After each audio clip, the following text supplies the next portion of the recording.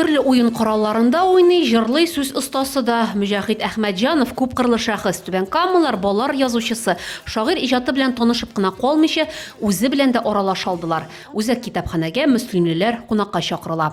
Таланттың да иң паты бездә. Зөлфәт, Харрас, Наиз, Зифалар, алар рухы ингәнизге җирдә. Мең күңелле назлар шифа бар.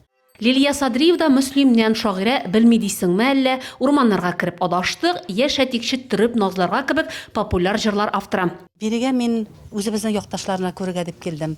Алар белән күрешү миңа һәрвакыт күңелгә, җанга илһам өсти. Яңадан бер омтылыш белән, матур омтылышлар белән яши башласаң. Мөслимлеләр белән очрашуга Түбән Кама һәм Ярчалы шәһәрендә иҗат итүче якташлар да бик теләп килә. Фәтхулла Абдуллин, Факил Сафин исемлекне тагын дәвам итәргә була. Түбән Камада рухи тормышка тартылу бар. Югыйсә эшчеләр шәһәре бит инде. Менә ул якта караганда ул башка бик күп җирләрдән аерылып тора. Мөслимлеләр белән очрашу Тасыр әлифбасы проекты кысаларында үткәрелә. Аны Түбән Кама китапханәләр берләшмәсе Татарстан районнарына багышлый. Форсаттан файдаланып, кунаклар шәһәрдәшләрне дә бөтен Россия авыл сабан туена кунакка чакырып калалар. Мөслимдә 27 июньдә менә без бөтен халкыбыз шуңа әзерләнә.